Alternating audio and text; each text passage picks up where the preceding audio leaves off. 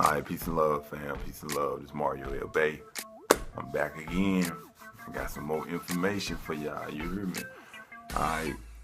Today, what I'm gonna do is I'm gonna go into a video from a brother from Chicago. I don't know if y'all have seen the video or not. Maybe y'all have, maybe y'all haven't, but I'm gonna present it anyway. It's about a brother out of Chicago that's basically talking about the gun problem and how it's just straight out of control. It's just not Chicago, but it's pretty much every inner city on this entire land, North America. So, I think it's very interesting because I can relate to the video. I can remember growing up, and a lot of the things that he's saying, I didn't see exactly what he's talking about, but I can relate to it because, hey, the guns were in the hood. You feel me? They were in the hood and we had access to them, all right? But before I go into the video, I'm going to go into case law, in regards to the Constitution. I'm going to go into inalienable rights definition, appropriate persona definition. Also, I'll go into citizenship of the United States, expatriation. All right, basically going into how we do have the right to bear arms. So it's a lot of guys out here, it's a lot of brothers out here that got pistols, guns, rifles, whatever you want to call them, but they're very irresponsible. They don't know law. It's ridiculous. All right. But before I go into the video, the brother from Chicago, I'm gonna go into these definitions, all right? Just to kind of like break y'all down so y'all can know what's up, all right? My first thing I want to go into is case law, all right? Case law dealing with the Constitution. This is for all the naysayers, the people that, well, the Constitution don't apply, this, that, blah, blah, blah. Fuck you, all right? Check this out. The Constitution is a written instrument. As such, its meaning does not alter. That which it meant when it was adopted, it means now. All right, the case law is South Carolina versus U.S. 199 U.S. 437 448 1905. All right, I just wanted to go into that to let people know that case law can be enforced. Okay. Me, myself, I like to go after these people judicially, financially, and criminally. That's how you get them. All right. Just not judicially. You got to hit them in the pockets. All right. I hit them in the pocketbook all the time. All right. Now, next thing I go into is inalienable rights. All right. Inalienable rights. So I'm going to read the definition of inalienable rights. Just so you can know, this is a brief warm-up due to bearing arms and what the brother is speaking about and how we have so many brothers incarcerated for having guns. All right. You just got to think about this. So I know this might be kind of like a scary subject for some people or intimidating, or they may feel inferior, but there's nothing to worry about. You just got to know who you are and what's up, how the law works. All right. Inalienable. Not subject to alienation, the characteristic of those which cannot be bought or sold or transferred from one person to another, such as rivers and public highways and certain personal rights. All right, that goes back to what I'm saying now. A personal right is having the right to bear arms. All right, but being responsible and knowing law. All right, now this is fact. All right, this is fact. All right, next thing I'm going to go into is appropriate persona. Now, I'm going into these definitions just to let you know where you got to be before you do certain things. Now, you got to use common sense on this. Don't take my word, do your research, study, understand who you are, what law is, what their obligations are. All right. Appropriate persona, very short definition, basically says in one's own proper person. It is a rule in pleading that pleads to the jurisdiction of the court must be pled in propria persona, because if pleaded by attorney, they admit the jurisdiction. All right, let me read that again. This is for all you people that say that you have to have an attorney. All right, let me read that again. It is the rule in pleading that pleas to the jurisdiction of the court must be pled in propria persona, because if pleaded by attorney, they admit the jurisdiction. As an attorney is an officer of the court, and he is presumed to plead after having obtained leave, which admits the jurisdiction. All right? Something to think about. Get your study on, all right? Get your study on. Now, what I'll do now is,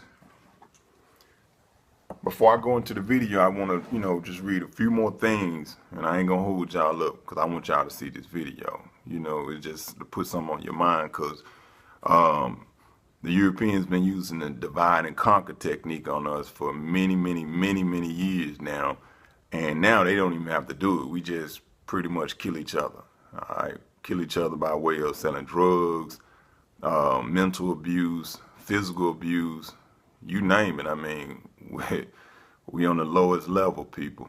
All right. So now what I'm gonna do is I'm gonna go to the United States citizenship expatriation.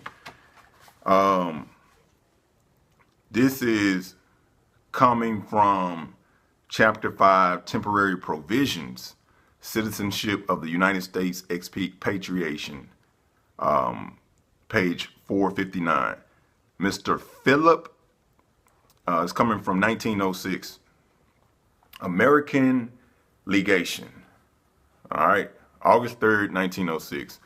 It says, sir, there are strictly speaking no Moroccan laws relating to citizenship of Moorish subjects in Morocco. Remember, I always tell people, look, America is Morocco. All right, right now, that's what they're talking about. What I'm reading, they're talking about here, okay, North America.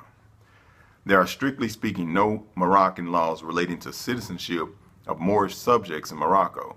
The fundamental laws of this non-Christian country are based entirely upon the Islamic code, all right, no part of which treats of the subject of citizenship.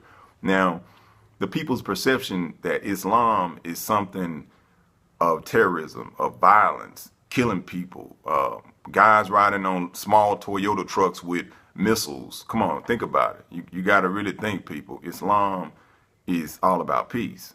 What they dictate in the media is straight bullshit, all right? But once you wake up, you will realize this. I can't tell you, all right? Page 460, Citizenship of the United States Expatriation. All right, now, I laugh at all these guys that claim they from, that's in North America, that they claim they from the continent of Africa and have no idea about no law, no bloodline, consanguinity, pedigree, none of these things. I laugh at them. Y'all funny to me, all right? Because this right here is about to attack you guys. This is law, all right? It says, there are, however, numerous treaties and conventions between the various Christian countries and the Moorish Empire, by means of which citizenship in this country is defined. But as I understand from the above acknowledged instructions, that is not the desire of the department to call for a report upon such lines. I would therefore confine these remarks to general conditions existing, which may possibly of some use in connection with the information desired. Now check this out. Citizenship in Morocco may be said to be governed by the laws pertaining to the same in other countries, with the exception that all persons residing in Morocco, this is North America, who cannot prove foreign citizenship or protection are considered ipso jure as Moorish subjects. Now, I'm going to read that again, and before I read it, I'm going to go into ipso jure.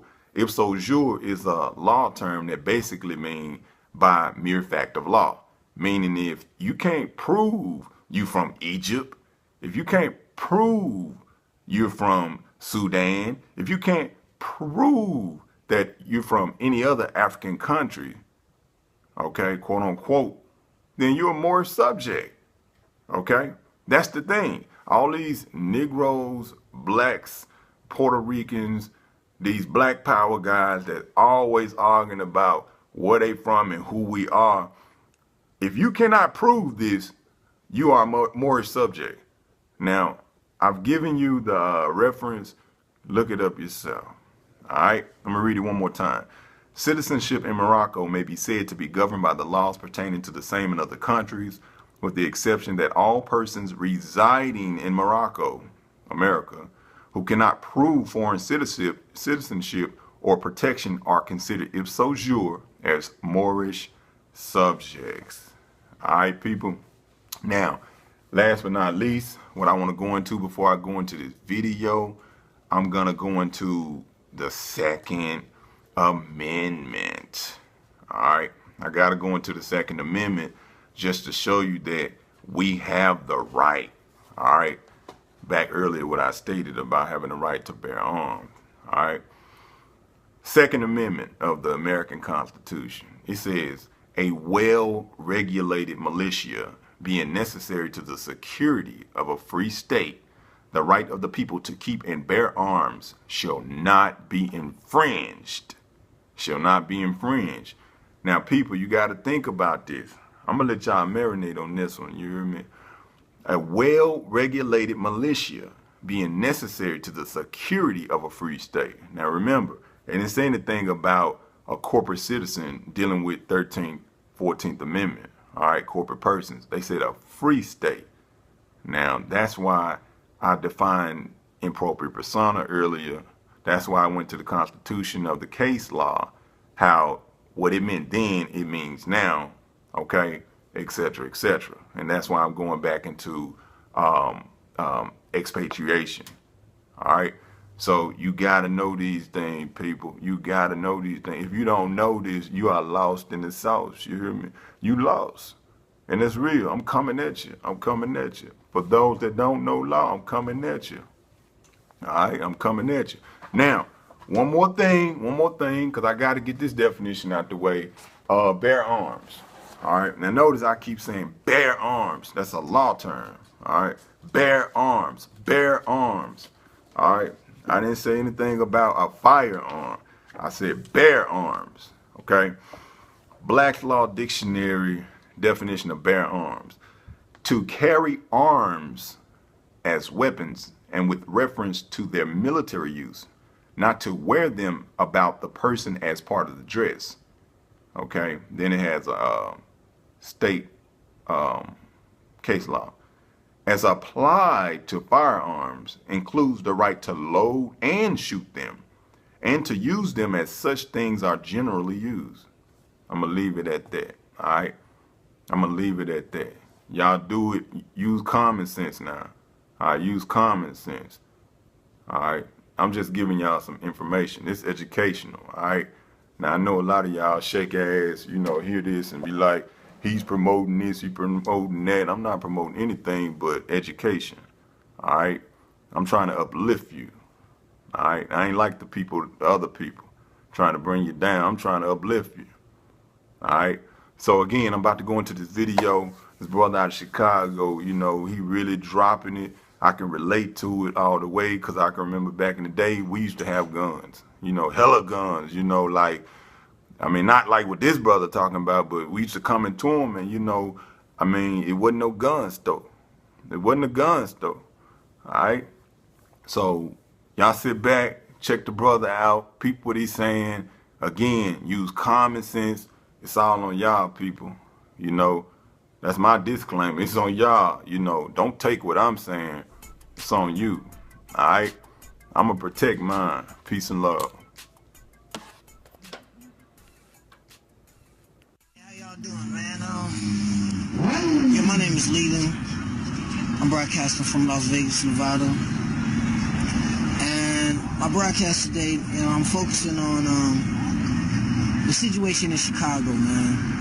I'm from Chicago, born and raised there. I ran those streets of Chicago and changed my life. But I want to kind of make people aware of some things that you don't know, because you never really been out there, then you wouldn't know it. And it's going to be hard to believe, but myself, for a fact, and several others that I ran with know this to be the truth. Growing up in Chicago in the early 90s, this same situation was happening. I've been in Chicago where a person came into my house and knocked on the door to come and get me early in the morning, 6:30 in the morning, and said, come with me, man. It's a crate of guns in the alley. And I got up and ran out there, and sure enough, there was a crate of guns. And during that time when we in it, you're not thinking about where did the guns just come from. You know, you never think about that type of stuff, like where did the guns come from and why are they here.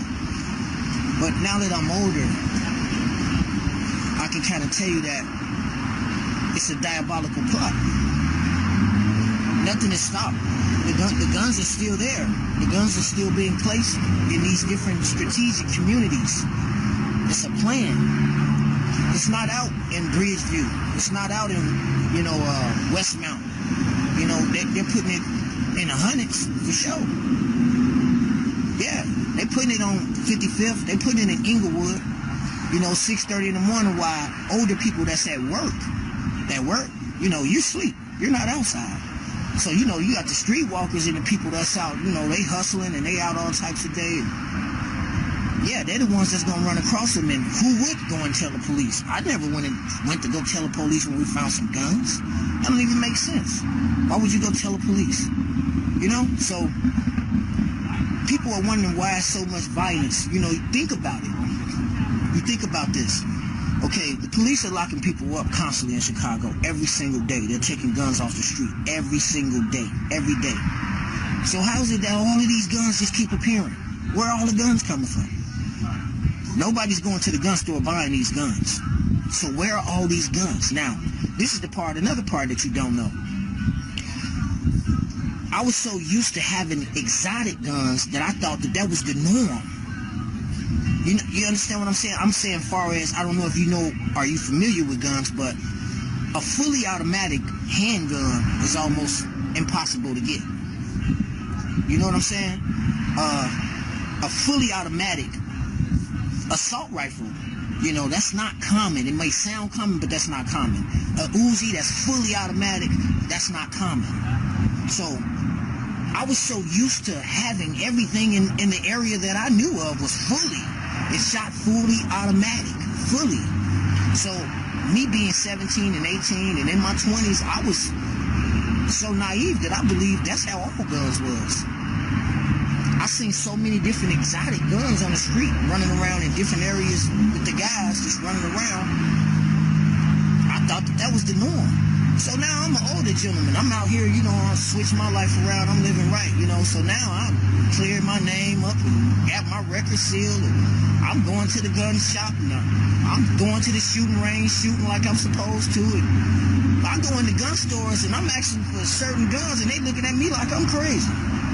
Like I made that gun up. These are guns that I've seen several times in different areas that the gun store is saying, how would that be on the street? That's something that you would have to get specialized, customized. You see what I'm saying? But these guns are on the streets of Chicago. And my point to you is, yeah, we can't try to make an excuse for the kids out there shooting. And it ain't all kids, but we can't make an excuse. But I want you to look at the bigger picture. Where are they getting the guns from? It's not one or two areas. It's not one or two areas. It's everywhere. In the urban community is what I'm telling you. They're not dropping them out there in Hillcrest. They're not going to be out there. You check in them hundreds. You check on the low end. You check in the heart of the city, in the inner city. That's where they're dropping all the guns at. That's where all the killings is happening at. That's why a lot of innocent people are getting shot, stuff like that. Because of these guns. They got guns that they can't control. They shooting these guns, letting off, man, 100 shots, man, in 30 seconds. These guns are not being bought. They don't have no gun license to buy these guns. So where are they getting the guns from? That's the question. I'm telling you right now. They've been dropping the guns off in crates for years. They've been doing it. I seen it twice in my lifetime. I seen it in 1990, and then I seen it again in 1999. I seen it with my own eyes. You can believe it or not, but that's the honest to God truth. I went out, I seen the guns in the crate myself, and they went out through the whole area. Everybody got this one, grab that one. Let me get that one. I grabbed it. Everybody got it. And that's what they keep doing. That's how the guns keep getting on the streets. That's why the wars don't stop. You see what I'm saying? That's the part that people got to focus on. the gun control. How you gonna control something if you study putting it down there? That's propaganda when they saying this gun control, or we lobbying for gun control. You're not trying to control nothing when you study putting guns out there. They giving it to them. Now they want to give them the guns so they can catch them with the guns. Either they gonna kill somebody with the gun, then they get to lock them up, or they catch them with the gun and they get to lock them up. Either way, it's lose, lose, lose, lose, lose. You see what I'm saying? It's a business for them. It's a business. You know what I'm saying? It's like me wanting to sell a drug, but I got to get you hooked first. You know, it's a business for them. So the more people that they can catch with guns, or the more people that commit crimes with guns, they get to lock them up. To them, it's just a number. They don't care. They don't care who it is. But it's more of the African community that's you know, we're the victims. And I hate that everything boils down to race and all of that. I'm not a racist, but the truth is the truth. And I'm just telling it how it is, you know what I'm saying? I go to Chicago all the time, but if I go out to Westmount, Illinois, where one of my good white friends live, and I go with him, it's a different community. It's a different community. Ain't nobody running around with no guns. Ain't nobody doing nothing. I go out there, I feel safe. As soon as I go where I grew up at, I'm not getting out the car without no gun, because I don't trust nobody, because everybody around here got a gun. Everybody got a gun. You hear that part? That's the part that matter. Everybody got a gun, from the 14-year-old on up. Everybody got one. They ain't even doing nothing with it. They just got one. Well, how do everybody got all these guns? Where they come from? Right back to that again. That's what I'm trying to tell you. The guns are being deliberately placed, strategically placed in certain communities to target certain individuals. Please pay attention. Please research it. Check it out. Ask some of the OGs who've been around, and they'll tell you the same thing, that I'm not lying. I'm just willing to expose it. I'm trying to tell you the truth. It's the truth. They deliberately placing guns in Chicago in different areas. That's why so much shooting. The kids, as a little boy, when you grow up, you want to be a cowboy. You want a gun in your hand. As soon as you get it, you're going to emulate what you're seeing that people in front of you doing. So as soon as you get your hand on that gun, you got an extension clip, an extended clip. Where all these extended clips come from? Where? Where do you think they come from? Just think about it logically. Where do all these automatic weapons come from that's doing all this shooting? Where do they come from? But nobody can go. Chicago don't got no gun stores. Think about that. There is no gun store in the city limits of Chicago. So where are the guns coming from? How do you get bullets? How do you get bullets? Because they dropping off bullets with the guns. That's how. Where they get bullets from? Okay, if I got guns, say I got the guns, where am I going to get bullets if it's not a gun store in the city of Chicago? That's what I'm trying to show y'all, man. Think about it logically. They don't want us to stop and think, because then if we stop and think, then we're going to be on point. You understand what I'm saying? So, hopefully, this will wake somebody up. Maybe you'll snatch your son up, or your nephew, or your cousin, and you'll talk to him, and you'll let him know it's a bigger picture than running around with these gangs, and that stuff ain't gonna last nowhere, you know. I was there. I came up out of it. Everybody won't be so lucky. But today, I just want to drop one to grow on y'all, man, that there is a plot, and there is a plan, and it's strategically against our communities. So this is signing off from Las Vegas. The truth. This is not no maybe. I think he know what he talking about. I'm telling you the truth. They dropping guns off.